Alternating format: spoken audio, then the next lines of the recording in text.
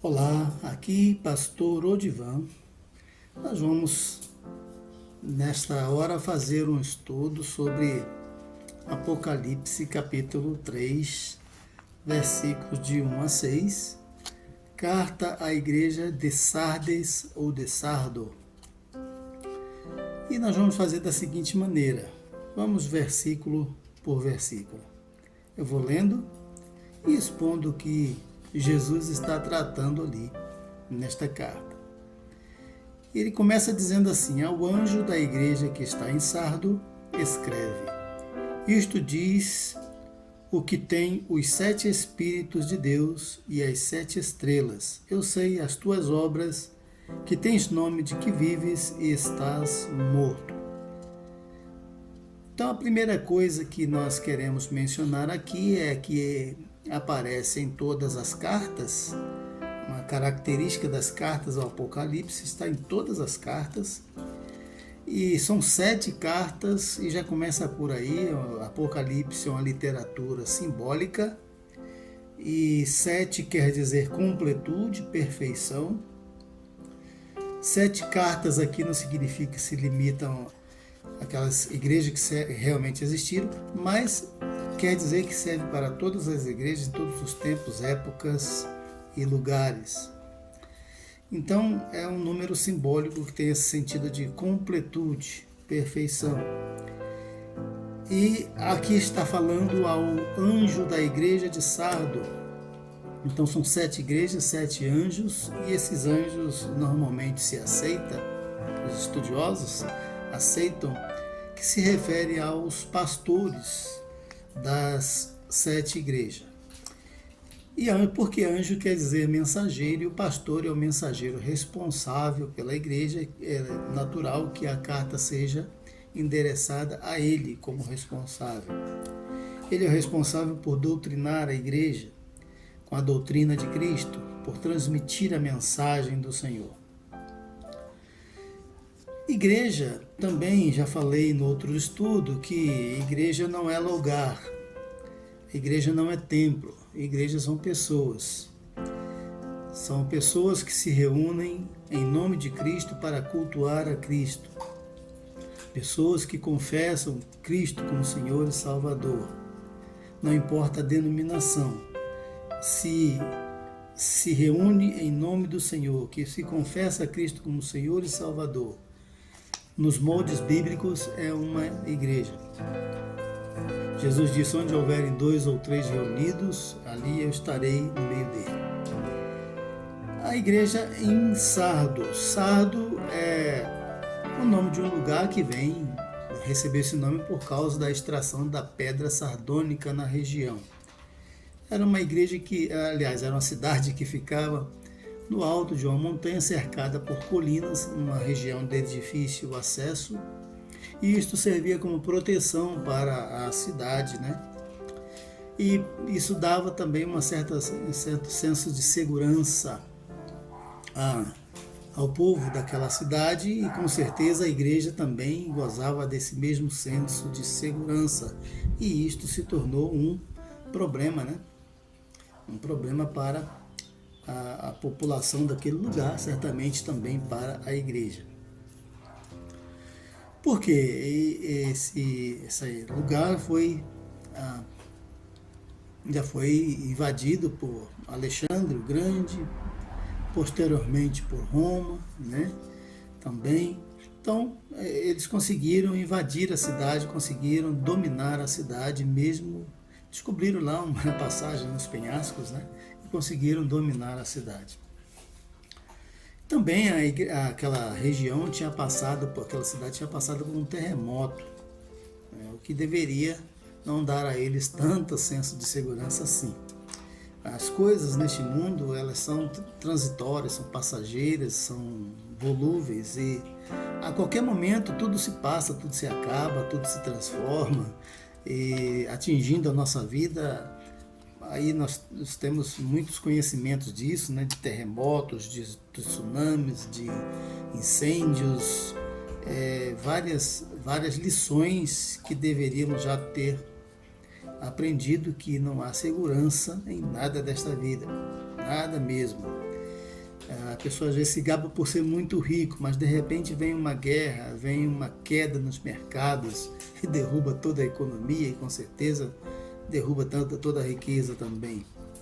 Então não há nada seguro nesta vida, neste mundo. A única coisa que nós temos que nos apegar é em Deus. Então, aqui ao anjo da igreja, a Sardos, também a Sardo, né, a cidade, e também quero destacar aqui a expressão, isto diz aquele que tem os 7 espíritos e as 7 estrelas. Bom, quem é que está falando? A carta é de Jesus, né, para as suas igrejas, e ele é que tem esses 7 espíritos e as 7 estrelas. Mas o que isso quer dizer?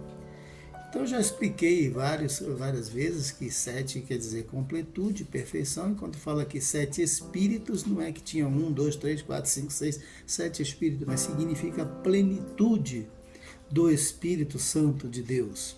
E Jesus tem essa plenitude do Espírito Santo de Deus, ele recebeu o Espírito sem medidas. Então, ele é transbordante desse Espírito, ele derramou sobre a igreja desse Espírito também.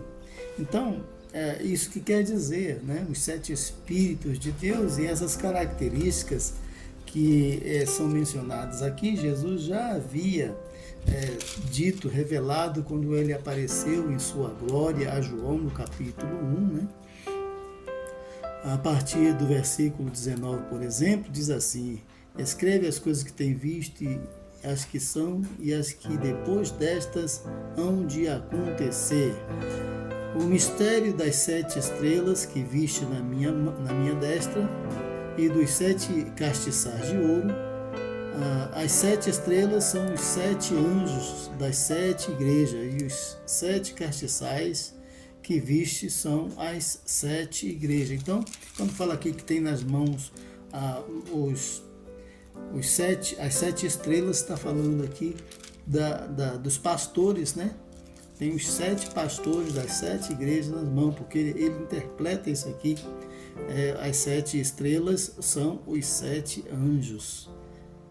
São os anjos das 7 igrejas. Então, são os anjos das 7 igrejas. Nessa aparência gloriosa, ele já revelou muitas coisas do que ele está dizendo lá ao escrever as cartas. Ele está mostrando o que é. E os 7 Espíritos de Deus, coloca aqui, por exemplo, no capítulo 1, versículo 4, ele diz: João, às 7 igrejas que estão na Ásia, graça e paz seja convosco da parte daquele que é, que era e que há de vir, e da dos 7 Espíritos que estão diante do seu trono, e da parte de Jesus Cristo, a fiel testemunha, primogênito entre os mortos, e o príncipe dos reis da terra, aquele que nos ama, e em seu sangue nos lavou dos nossos pecados. Então, os 7 Espíritos, aquele que tem os 7 Espíritos é Jesus, e esses 7 Espíritos apresenta nesse versículo aqui uma menção à Trindade, né? Aquele que era, que é e que há de vir, Deus Pai, né? Os 7 Espíritos, o Espírito Santo de Deus e Jesus Cristo, a fiel testemunha, o Deus Filho. Então, essas coisas já foram mencionadas lá atrás, já estão explicadas lá atrás de alguma forma, lembrando que Apocalipse é um livro que fala de símbolos, né? Então, a outra coisa que eu quero destacar nesse versículo, e que é característica também de todas as outras cartas, é que ele diz: eu sei as tuas obras, que tens nome de que vives e estás morto. Essa declaração, eu sei, que fala da onisciência de Jesus. Ele sabe todas as coisas. Ele conhece todas as coisas. Esta é uma característica de Deus. Nenhum ser humano sabe todas as coisas. Nenhum ser humano sabe obras ocultas que estão no coração dos homens, mas Jesus sabe. Então ele foi para o céu, mas ele não abandonou a sua igreja. Ele continua sendo o sumo pastor dela. Ele continua tendo mensagens para ela. Ele não está fisicamente, mas ele tem mensageiros, tem anjos que transmitem a sua palavra, os seus ensinos, dizendo como a igreja deve ser, para continuar sendo igreja, para continuar sendo dele, para continuar debaixo da bênção dele. Então, é este o sentido aqui. Eu sei as tuas obras. Jesus conhece todas as obras, todas as coisas. Ele diz isso para todas as igrejas. Eu sei as tuas obras, eu sei o seu trabalho, eu sei como você está vivendo. Por exemplo, na igreja de Éfeso, ele escreve: eu sei as tuas obras e o teu trabalho e a tua paciência. Então, ele conhece a igreja de Esmirna. Ele disse: eu sei as tuas obras, a tribulação, a pobreza, mas tu és rico, né? Ele diz também para a igreja de Pérgamo: eu sei as tuas obras e retens o meu nome e não negaste a minha fé, ainda nos dias de Antipas, a minha fiel testemunha. E todas as igrejas ele menciona isso 7 vezes. Eu sei as tuas obras, sei as tuas obras, sei as tuas obras, sei as tuas obras. O conhecimento completo, perfeito, pleno de Jesus sobre todas as coisas. E ele, olhando para a igreja e conhecendo a igreja de Sardo, ele viu que havia lá, a igreja tinha nome de que vives, mas está morto. Ou o pastor, ou a igreja toda, ou alguns na igreja. Na verdade, alguns. Mais adiante nós vamos entender isso. Alguns estavam, ou talvez até a maioria, porque quando chega a ser isso é a maioria, né? Quando chega a necessidade de uma correção assim, é uma grande maioria. Tinha nome de que vives e estás morto. E por quê? A igreja tinha uma aparência de viva, tinha uma falsa segurança, tinha um nome de riqueza, porque era uma cidade ali, Sardo era uma cidade que explorava ali os tecidos, né? A questão dos tecidos, da pedra sardônica, como eu já falei. Nos seus primeiros dias, tinha um rei chamado Creso, que era famoso por ser muito rico, né?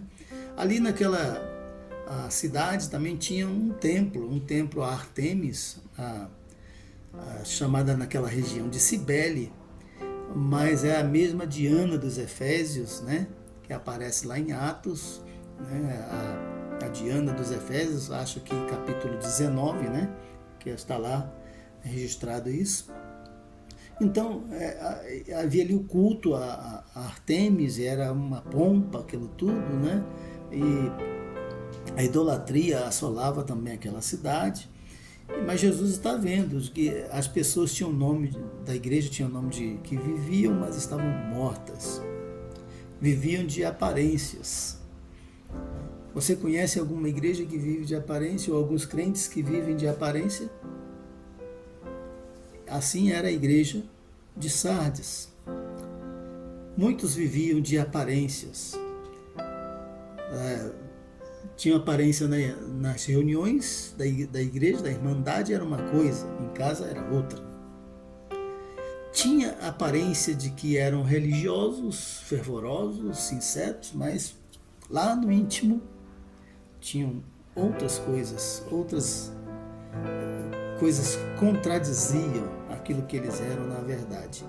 E Deus, ele ama a verdade no íntimo.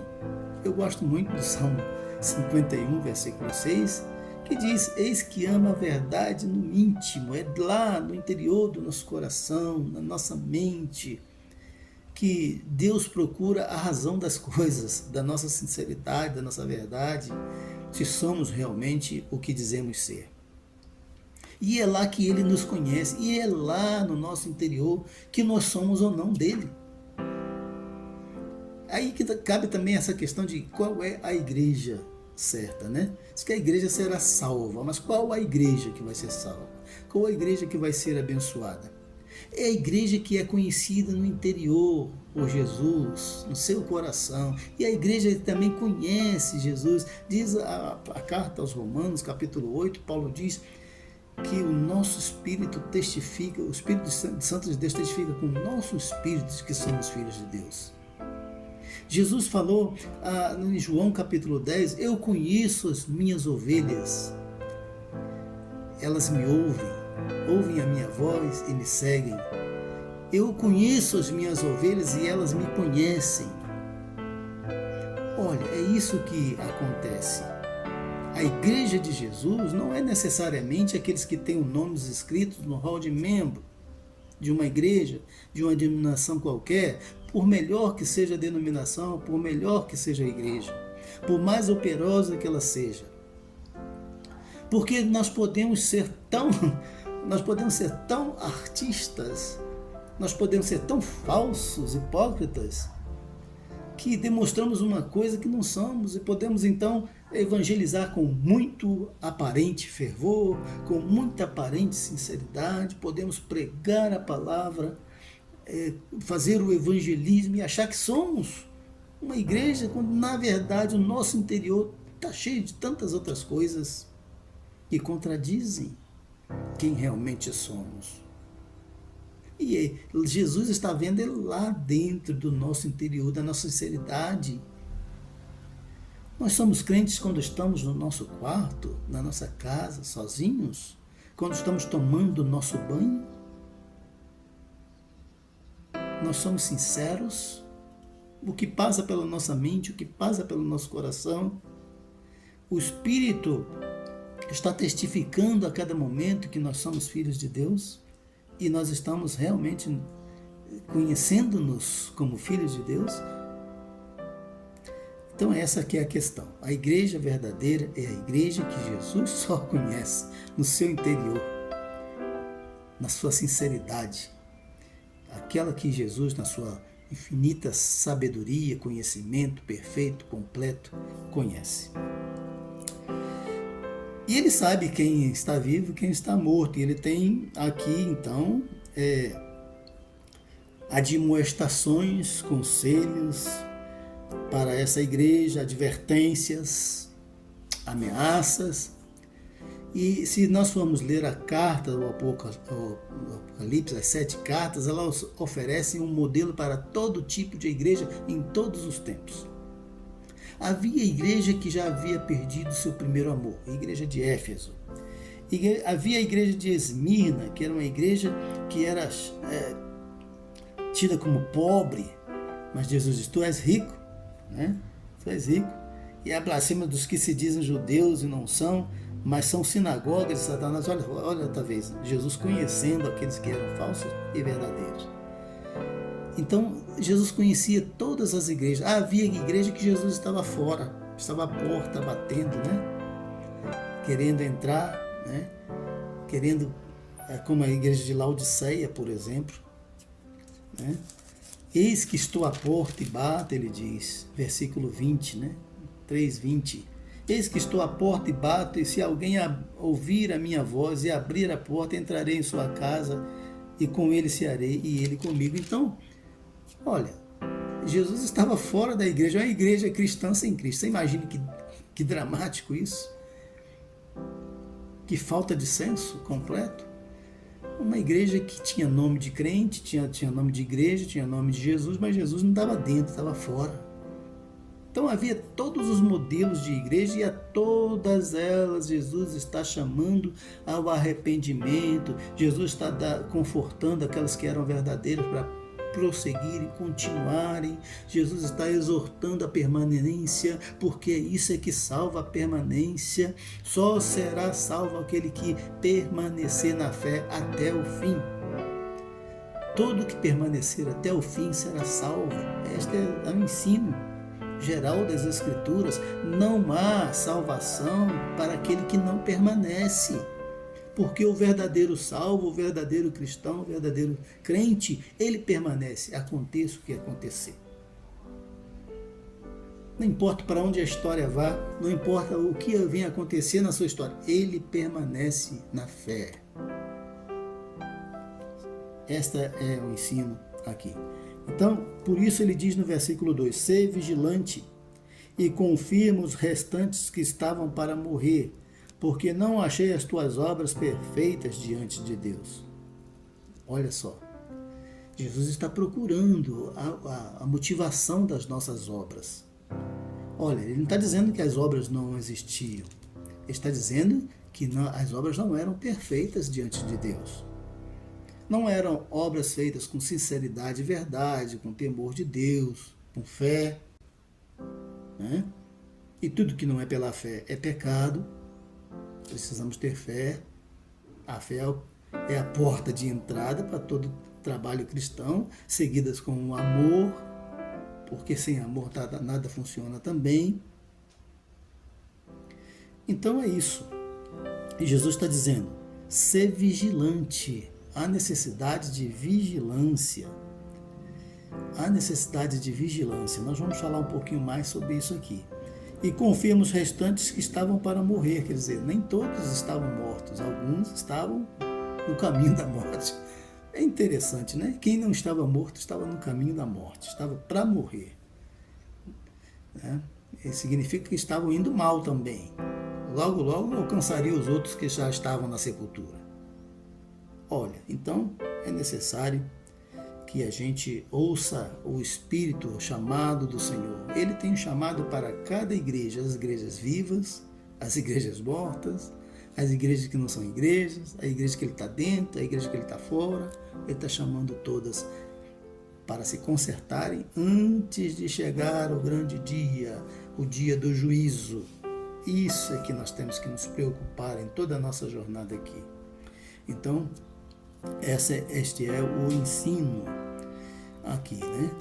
No versículo 3, eu vejo aqui 4 admoestações, juntando o versículo 2 e o versículo 3. No versículo 3 ele diz assim: lembra-te, pois, do que tens recebido e ouvido, e guarda-o, e arrepende-te.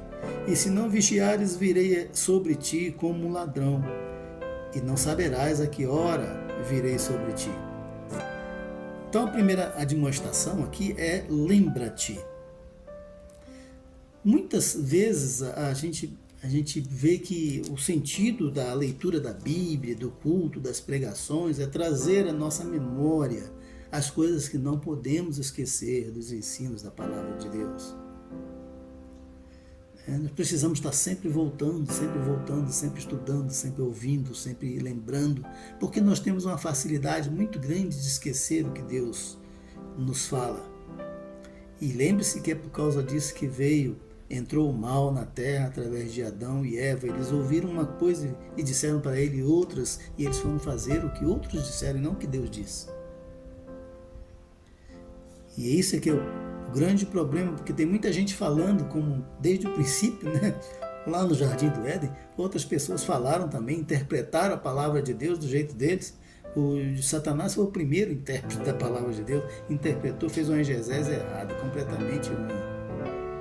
E deu ruim, como dizem, né? Então, é por isso que nós estamos aqui nessa situação até hoje. E, então, o que acontece? Lembra-te. Eu gosto muito da carta aos Efésios, que Paulo diz no capítulo 2, versículo 11, portanto, ele está concluindo um assunto da salvação pela graça, da redenção, de como Deus nos amou, nos redimiu, pela graça sois salvos, ele diz, portanto, lembrai-vos, outrora vocês eram gentios, né?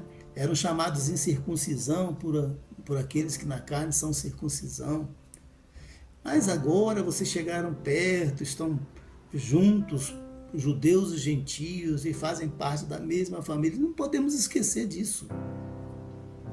Não podemos esquecer disso. E nós temos uma grande facilidade de esquecer disso. Esquecer quem nós fomos, de onde Deus nos tirou, de onde Ele nos colocou, a esperança que Ele nos tem dado.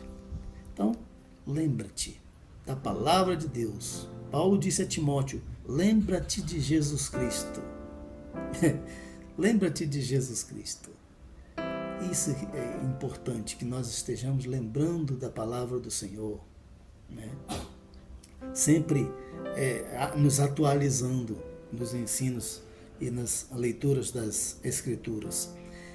E depois ele diz, a primeira exortação, né, lembra-te. E depois ele diz também, do que tens recebido e ouvido, guarda-o. Ou seja, as coisas que a gente tem aprendido, que a gente tem ouvido, devemos guardar da palavra de Deus, as coisas que Jesus nos ensinou.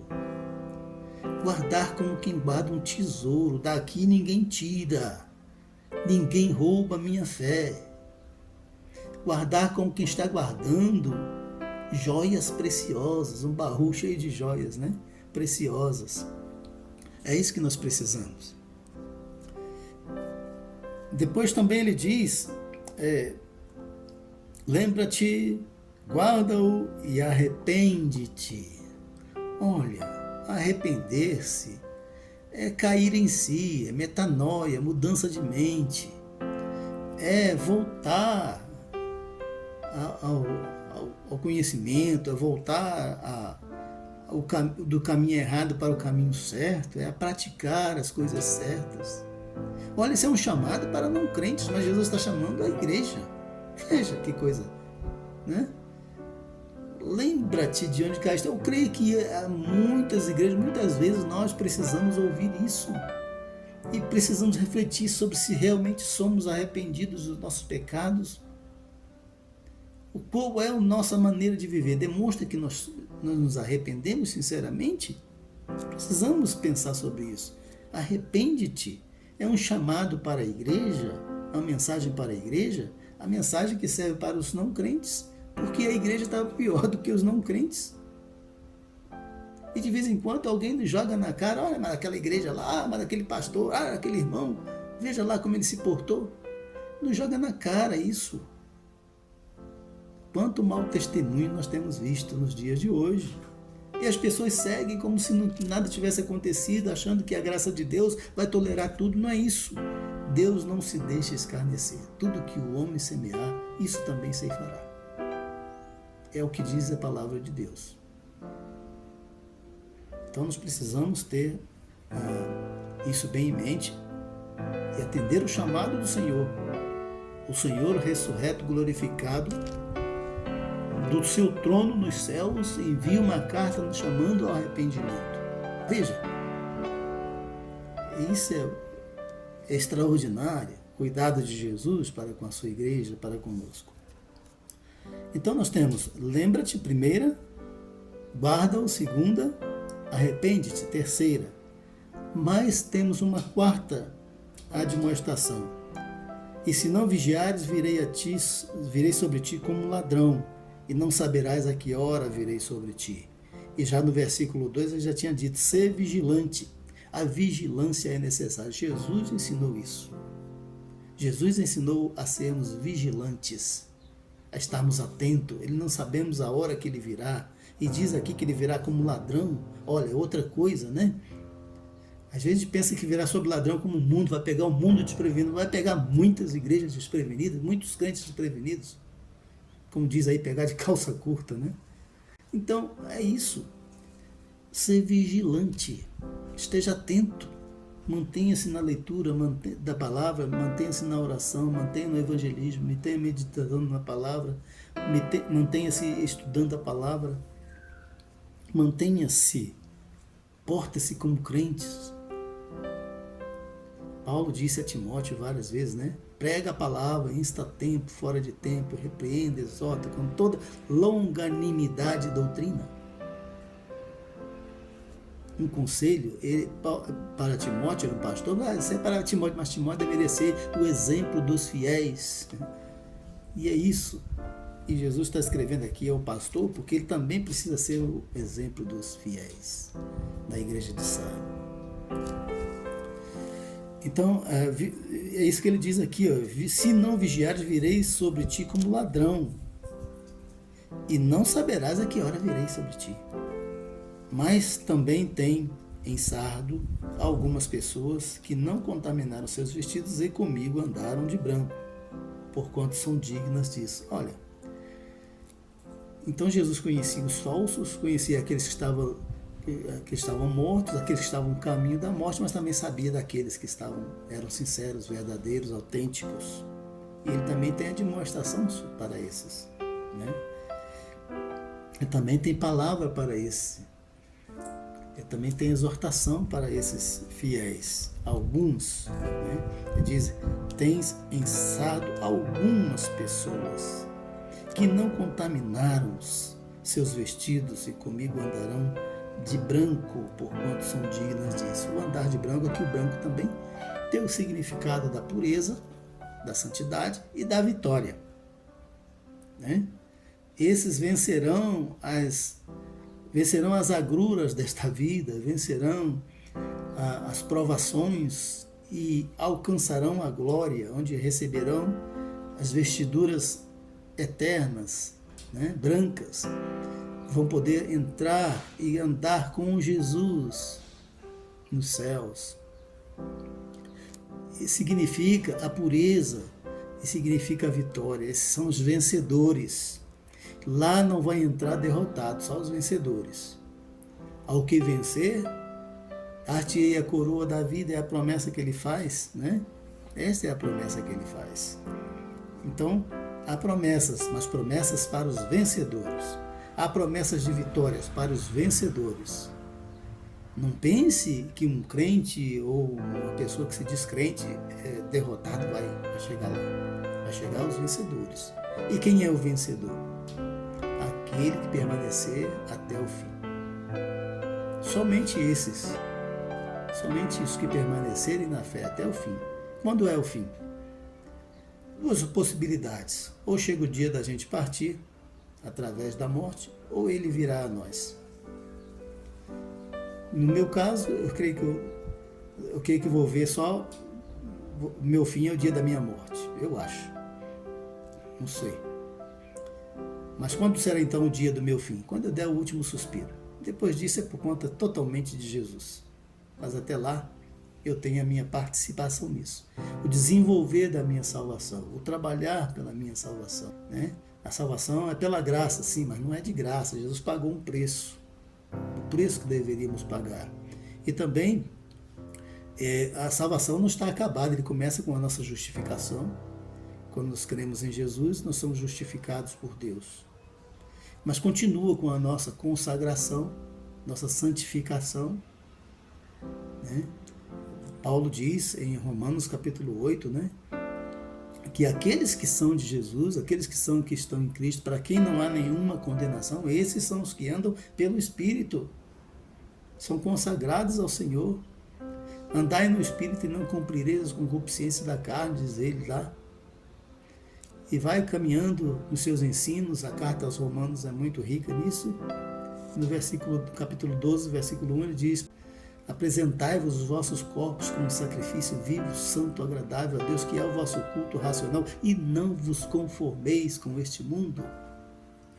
Olha, quantos crentes estão se conformando com este mundo? Tomando a forma do mundo, das pessoas do mundo, das pessoas que não têm Deus, das pessoas que não creem em Jesus. E acham que ainda vão se dar bem. Como pode andar pelo caminho da morte e achar que vão participar da vida? Não tem jeito. É isso que Jesus está dizendo aqui, né? Alguns já morreram, adverte aqueles que estão para morrer, e vocês que ainda estão vivos, segura essa onda, né? Porque também pode se dar mal. Mas também tem exato algumas pessoas que não contaminaram seus vestidos e comigo andarão de branco, porquanto são dignas disso. Valorizaram a sua salvação, desenvolveram a sua salvação. A salvação é de graça, nós precisamos tomar posse dela, vivendo a santificação, aquilo que honra o que Jesus fez por nós.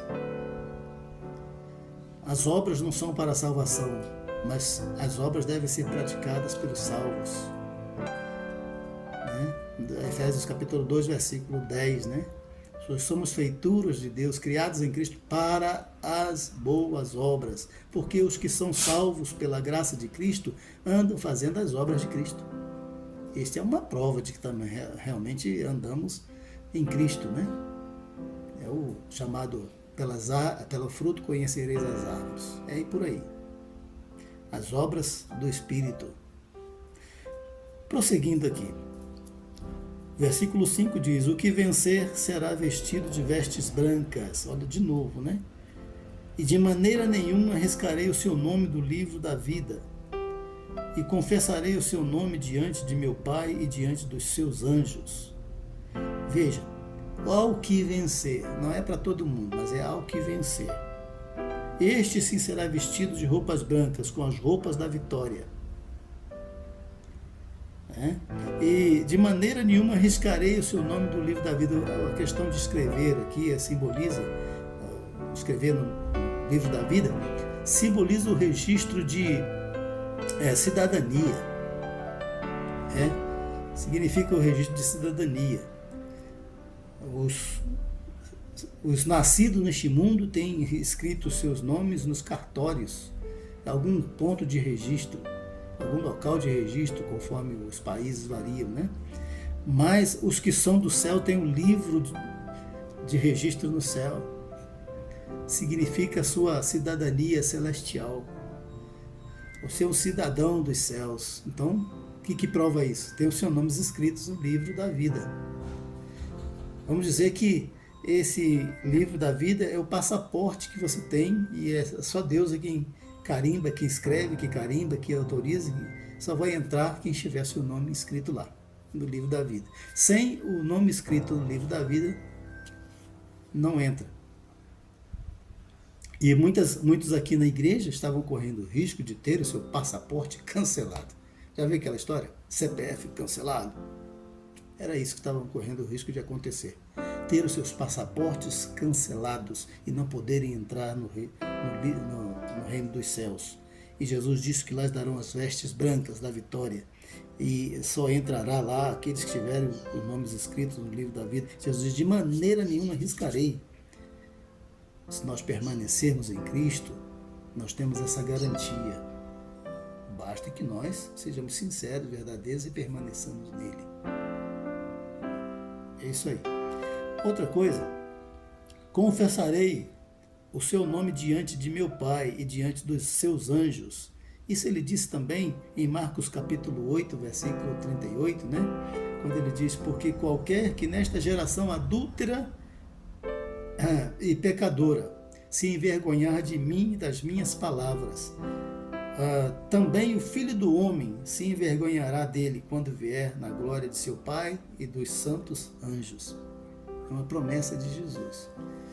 Quem me honrar será honrado, quem me desonrar será. Também não tem nada que honrar, porque foi, né? E essa é uma demonstração que Jesus diz para os seus discípulos, veja, para o seu grupo de discípulos, e está dizendo de novo aqui para a igreja. Quem se envergonhar de mim, das minhas palavras, quem não der um bom testemunho, não entra. Aí que está assim, o detalhe que muita gente não se apega. Quem não for sincero diante dos que for verificado pelo sua visão mais potente do que visão de raio-x, né? Do que qualquer visão, né? Visão, vamos dizer lá, além do alcance, aquela visão que perscruta tudo, que sonda tudo o nosso interior e que verifica se realmente quem realmente somos. Quem não passar por esse teste não entra. Aí a coisa fica muito séria, né? Porque nós achamos que fazendo as coisas, ninguém está vendo, né? Todo mundo faz. Não é por aí. Nós temos que fazer o que Jesus disse que devemos fazer, temos que viver o que Jesus disse que devemos viver. Para concluir, uma outra admoestação, geral, né? Uma exortação geral. No versículo 6 ele diz: quem tem ouvidos, ouça o que o Espírito diz às igrejas. Veja que não é mais só uma palavra para a igreja de Sardo, mas para todas as igrejas. E todas as cartas terminam com essa mesma expressão. 7 cartas, 7 vezes a mesma coisa. Quem tem ouvidos, ouça o que o Espírito diz às igrejas. Está aí aquele sentido pleno que se refere ao número 7, né? A completude, perfeição, todas as igrejas. Só vai ser vencedor aquele que ouvir o Espírito. Eu já mencionei no estudo de outra carta, eu acho que foi a carta de Tiatira, que o Espírito estava falando para essas igrejas, mas eles não estavam ouvindo.